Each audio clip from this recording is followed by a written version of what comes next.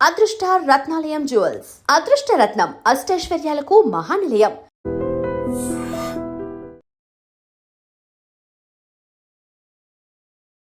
Hi hello నమస్తే, welcome back to iDream media.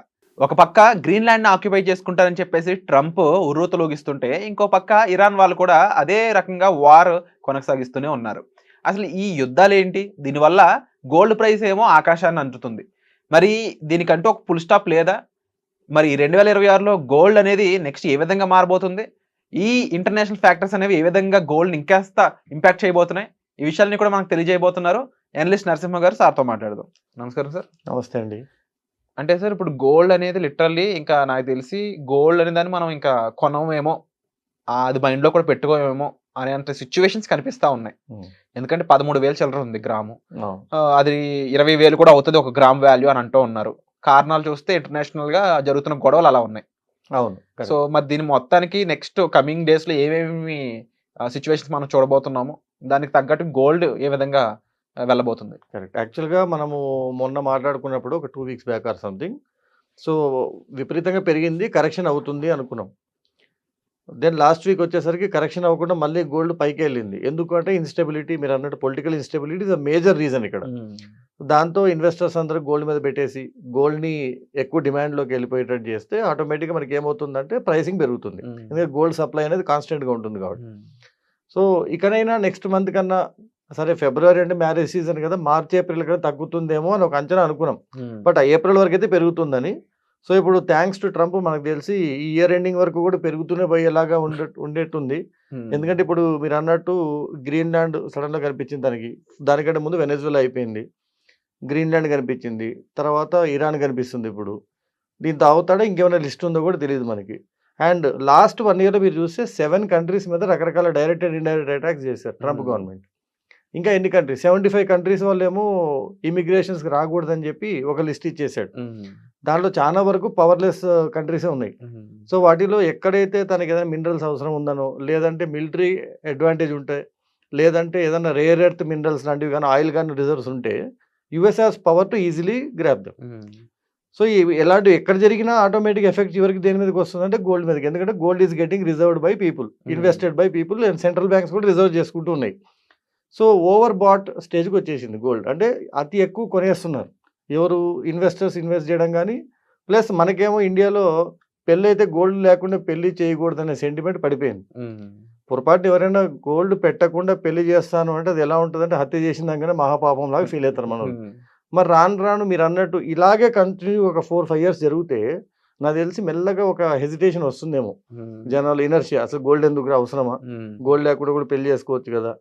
ఎందుకంటే ఇప్పుడు క్యాస్ట్ నోబార్ పెళ్లిళ్ళు జరుగుతున్నాయి, ఏజ్ నోబార్ పెళ్లిళ్ళు జరుగుతున్నాయి, రీమ్యారేజ్ నోబార్ పెళ్లిళ్ళు జరుగుతున్నాయి. సో గోల్డ్ నోబార్ పెళ్లిళ్ళు కూడా జరుగుతాయేమో. అంటే మనిషికి విసుగు వచ్చేసి తప్పదు అదే ఒక స్టేజ్కి వెళ్ళిపోతే. అని ఇంకా రాలేదులేండి, నాకు తెలిసి ఇంకొంచెం 20-30% ఉంది. కంటిన్యూస్గా ఇదే ఒక 5 years జరిగింది అనుకోండి. ఇప్పుడు మీరు అన్నట్టు 2 లక్షలు అయింది, అలా 3, 4, 5, 6 లక్షలకు పోయింది అనుకుందాం. పోదు, it never happens so easily. But జరిగింది అనుకుంటే నో ఛాన్స్, అప్పుడు ఇంకా అవసరం లేదంటాడు బేసికలీ. ఇంకా ఎందుకు గోల్డ్ వద్దు ఏమొద్దు, అదేదో చిన్నప్పుడు అనేవాళ్ళు. బ్రహ్మంగారు చెప్పారు, పుత్తడి కన్నా ఇత్తడి ముద్ద అవుద్ది, ఎందుకంటే ఇత్తడి ఈజీగా దొరుకుద్దిగా, చూడడానికి ఏమో పుత్తడి లాగే ఉంటది. ఇంకా అట్లా చేసుకుంటారేమో. ఇప్పుడు 9 క్యారెట్కి వచ్చింది గోల్డ్. 24 క్యారెట్ కొనలేము, 22 క్యారెట్ కొనలేము అన్న వాళ్ళు 9 క్యారెట్ గోల్డ్ కొంటున్నారు. ఆ 9 క్యారెట్ గోల్డ్ కొంటే లాభం లేదని తెలిసి కూడా ఏదో ఒక గోల్డ్ వేసుకున్నాం కదా, 9 క్యారెట్ 4 క్యారెట్ అవుద్ది, లేదా 0 క్యారెట్ కూడా అవుతుంది. 0 క్యారెట్ అంటే గోల్డ్ ఉండదు అది. కాకపోతే ఈ 1 yearలో మాత్రం యాజ్ మొన్న అనుకున్నట్టు ప్రిడిక్షన్ చేయగలుగుతాం, కానీ ప్రాబిలిటీ వైజ్గా గోల్డ్ పెరిగే ఛాన్సెస్ ఎక్కువ ఉన్నాయి. కాకపోతే ఇన్వెస్ట్మెంట్ పరంగా చూస్తే మాత్రం లాంగ్ టర్మ్లో ఎప్పుడు గోల్డ్ బెటరే. కానీ పెళ్ళికి కొనాలంటే లాస్ట్ ఇయర్ పెళ్లి చేసిన వాళ్ళు ఇప్పుడు చాలా అదృష్టవంతులుగా ఫీల్ అవుతుంటారు. ఇప్పుడు 20 లక్షలు గోల్డ్ కొన్నారనుకోండి, ఈ రోజుగా 40 లక్షలు. అవును. అంటే సార్, ఇప్పుడు ఇంకా గోల్డ్తో పాటుగా ముఖ్యంగా ఇలాగే ట్రంప్ డెసిషన్స్ ఉన్నట్లయితే, ట్రంప్ దేశంలో అంటే అమెరికాలో ఉన్న జనాలు వాళ్ళ ఇష్యూ కూడా చాలా హెవీగా పెరిగిపోతుంటుంది. ముఖ్యంగా వాళ్ళు ప్రతి వస్తువు ఏదైతే కొంటున్నారో, ఇంపోర్టెడ్ వచ్చిన వస్తువులు, వాటి మీద tax end of the day అమెరికన్సే కడుతున్నారు. అవును. ఇప్పుడు ఎవరి కోసం అయితే మేక్ అమెరికా గ్రేట్ అగైన్ అనో, లేకపోతే అమెరికన్స్‌కి నేను నెక్స్ట్ లెవెల్ లైఫ్ చూపిస్తానని అన్న ట్రంప్ ఎవరైతే ఉన్నాడో, ఇప్పుడు నిజంగా అతని వల్లే కష్టాల పాలవుతున్నారు వాళ్ళంతా. హ్మ్. సో, ఎటువంటి తిరుగుబాటు రాదంటారా అమెరికాలో? ప్రతిదానికి ఒక బ్రేక్ పాయింట్ అని ఉంటది. ఇందాక మనం అనుకున్నట్టు గోల్డ్ 6,00,000, 7,00,000 తగిలితే మాత్రం ఒక బ్రేక్ పాయింట్ అయినట్టే. అక్కడ హ్మ్. కూడా ఏంటంటే కొన్ని రోజుల వరకు నమ్ముతారు.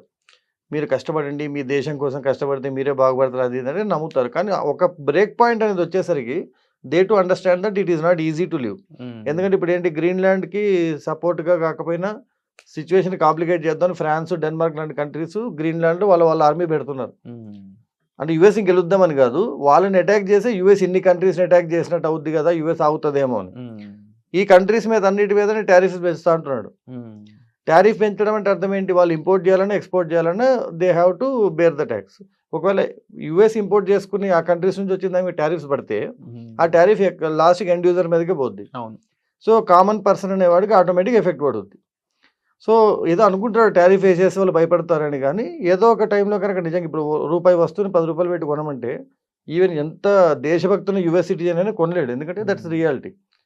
అట్లా జరిగిన బ్రేక్ పాయింట్ వచ్చేంత వరకు మరి ట్రంప్ ఉంటాడో లేదో తెలీదు. హ్మ్. కానీ నేను లాస్ట్ వీక్‌లో అన్నట్టే ట్రంప్ ఉన్న ఈ 2 ఏళ్ళు గూడా ఇంకా ఇట్లాంటి విచిత్ర విన్యాసాలు చాలా చూస్తాం మనము. హ్మ్. అంటే తనకి పోయేదేం లేదండి. ఇంకా నెక్స్ట్ టైమ్ మళ్ళీ ఎట్లా ప్రెసిడెన్షియల్ ఎలక్షన్‌లో పాల్గొనడానికి లేదు. హ్మ్. లాస్ట్ టర్మ్ ఇది. ఎందుకంటే సెకండ్ టైమ్ వచ్చేసాడు. So, he wants to just experiment whatever whims and fancies అంటాం. విమ్స్ అండ్ ఫ్యాన్సీస్ అంటే ఇప్పుడు ఒక డైరెక్టర్ బ్రెయిన్‌లో ఉన్నవన్నీ వీఎఫ్ఎక్స్‌లో చూపించేసినట్టు అవునవును. మనకి రియల్ లైఫ్‌లో వీఎఫ్ఎక్స్ చూపిస్తున్నారు మనకి 'అవతార్' ట్రంప్. సినిమాలో. 'అవతార్' సినిమాలాగా. సో, అంటే నిజంగా ఒక కంట్రీ, ఒక మేజర్ కంట్రీ ఎవరిది డాలర్ మీదైతే మనం డిపెండ్ అయ్యి అన్ని దేశాలు కూడా బతుకుతున్నాయో, నిజంగా ఇప్పుడు ఆ దేశం ఇలాంటి పరిస్థితుల్లో ఉన్నప్పుడు ఆల్టర్‌నేటివ్ కరెన్సీగా గోల్డ్‌ని చూస్తున్నారు కాబట్టి ఇలా జరుగుతుంది. అవును. అండ్ దీని నుంచి మళ్ళీ కోలుకోవాలంటే ఓన్లీ ఆ దేశం డెసిషన్స్ వల్లే మారుతదా? లేదంటే ఇండివిడ్యువల్‌గా ఈ కంట్రీస్ అన్ని కలిపి ఏమైనా చేయగలవా? మంచి క్వెషన్ అడిగారు. ఎందుకంటే నేను చిన్నప్పుడు ఊహ తెలిసినప్పటి నుంచి హ్మ్. ఎందుకు డాలర్ మీదే జరగాలి హ్మ్. అని ఎప్పుడూ ఒక క్వెషన్ ఉండేది. ఇండియన్స్ కూడా ఎందుకు అమెరికాకే పరిగెత్తాలి? ఓకే. బేసిక్‌గా మా ఫ్రెండ్స్ కూడా చాలామంది ఉన్నారు. మా బంధువులు ఉన్నారు. మాకంటే ముందోళ్ళు ఉన్నారు. ఇప్పుడు కూడా నెక్స్ట్ టైమ్ కూడా ఎవరికైనా వీసాస్ ఈజీగా ఇస్తాను అని అమెరికా వాడంటే వెళ్ళే ఇండియన్స్ 80, 90% ఉంటారండి. స్టిల్. ఓపెన్‌గా చెప్పాలంటే. స్టిల్ ఇప్పుడైతే హెచ్1 ఆపారని బాధపడుతున్నారు గానీ. అవును. అంటే వాడి మనస్తత్వం ఏంటో తెలిసిపోయింది మనకి. హ్మ్. వాడిని ఇంటికి పిలిచాడు. అన్నం పెడుతున్నాడు. కానీ అవసరమైతే మీ నెత్తినే బండరాయేస్తా అంటున్నాడు.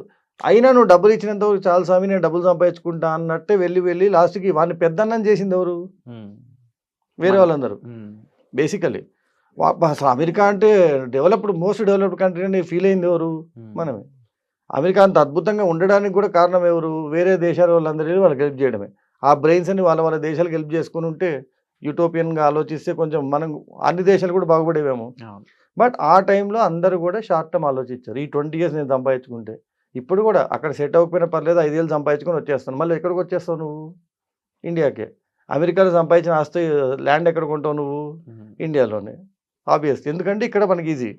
సో, మీరన్నది పాయింట్ ఏంటంటే అతన్ని మీదే డిపెండ్ అవ్వాలి అని ఒక 40, 50 ఏళ్ళు ఏదైతే చేశారో దాంతో ఆటోమేటిక్‌గా వాళ్ళేమైందంటే over confidence, over looking each other. నువ్వెవరు నాకన్నట్టు అయిపోయింది. అట్‌లీస్ట్ ఇప్పుడు మీరన్నట్టు ఆల్టర్‌నేట్‌గా గోల్డొచ్చింది.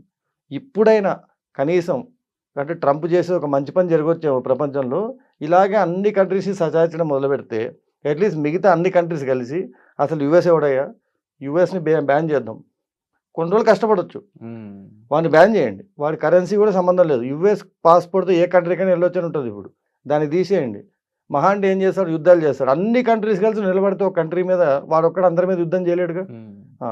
అది జరిగితే కనీసం అమెరికా కాస్త లేదులే నేను కూడా కొంచెం ఓవర్ యాక్షన్ తగ్గించుకోవాలి అనేది అర్థమవుతుంది. అని అర్థమవుద్ది. కానీ అది జరగాలంటే చాలా కష్టం. చాలా కష్టం. చాలా ఎందుకంటే కష్టం. ఇంతమంది మైండ్స్ అంటే too many brains spoil the బ్రాత్ అని ఒకటుంటది. కరెక్ట్. అందరిని ఒక తాటి మీద ప్లస్ ఎవరికి తీసుకురావడం, వాళ్ళకి ఒక ఈగో ఉంటది. అందరిని ఒక తాటి మీదకి తీసుకురావడం అంత ఈజీ కాదు. బట్ హ్మ్. అలాంటి వాళ్ళకి బుద్ధి చెప్పాలంటే ఇలాంటివి జరిగితే గాని జరగాలి. పాసిబిలిటీ లేదు. అవును. So, it is kind of situation.